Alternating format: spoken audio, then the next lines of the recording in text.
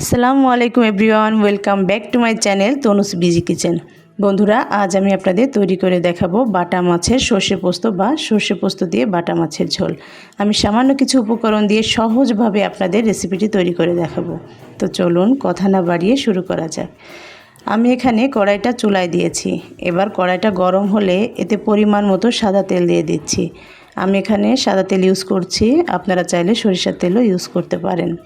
তেলটা গরম হলে এবার আমি মাছের গায়ে নুন হলুদ মাখিয়ে মাছগুলোকে ভাজতে দিচ্ছি। ভাজা হলে মাছগুলো উল্টিয়ে অন্য পিঠও ভেজে নিচ্ছি।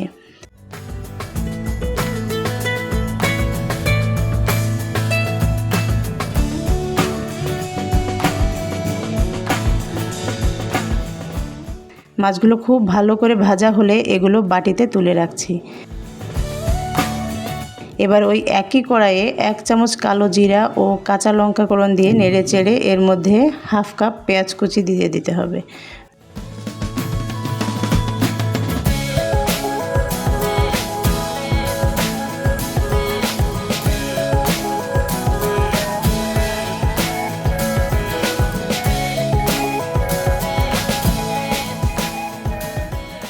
দুই থেকে 3 মিনিট পর পেঁয়াজগুলো ভাজার পর এর মধ্যে 1 চামচ জিরা বাটা, 1 চামচ রসুন বাটা, 1 চামচ আদা বাটা, 1.5 চামচ সরিষা বাটা দিয়ে ভালোভাবে নেড়ে চেড়ে কষিয়ে নিচ্ছি, যাতে করে মশলার কাঁচা গন্ধটা চলে যায়।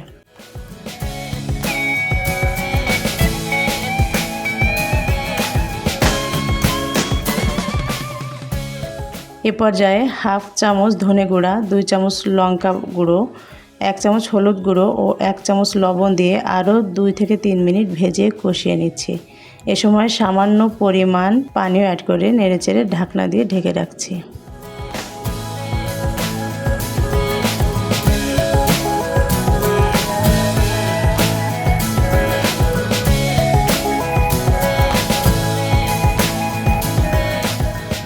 দুই থেকে 3 মিনিট মশলাটা কুক হওয়ার পর ঢাকনাটা খুলে নেড়ে নিয়ে এর মধ্যে 3 চামচ পোস্ত বাটা দিয়ে দিচ্ছি।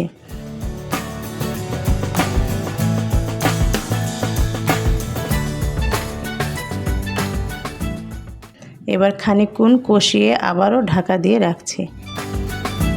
এবার ঢাকনা খুলে এর মধ্যে 2 কাপ মতো পানি দিয়ে এবার প্রায় 5 মিনিট জাল দিতে হবে।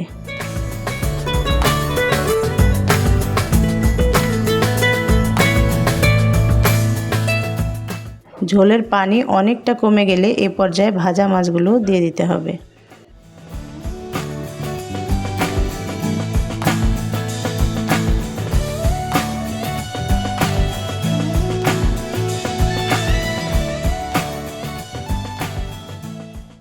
এখন কিছুক্ষণ ঢাকনা দিয়ে ঢেকে রাখতে হবে।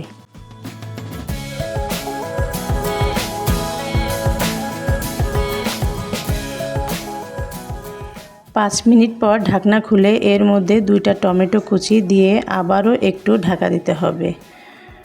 এবার ঢাকনা খুলে উপর দিয়ে বেশ খানিকটা ধনে পাতা ছড়িয়ে দিতে হবে। এবার আমার রান্নাটা অলমোস্ট হয়ে গেছে। এ সময় চুলাটা অফ করে আমি কিছু সময়ের জন্য ঢাকনা দিয়ে ঢেকে রাখছি।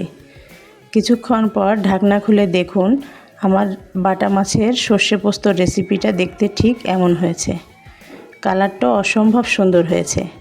বন্ধুরা, আপনারা চাইলে গ্রেভিটা আরেকটু ঘন করতে পারেন। আশা করছি রেসিপিটা আপনাদের কাছে ভালো লেগেছে।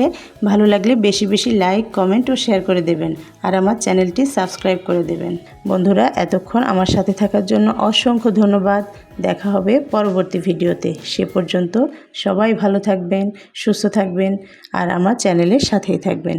আজকের মতো এ পর্যন্তই। আল্লাহ হাফেজ।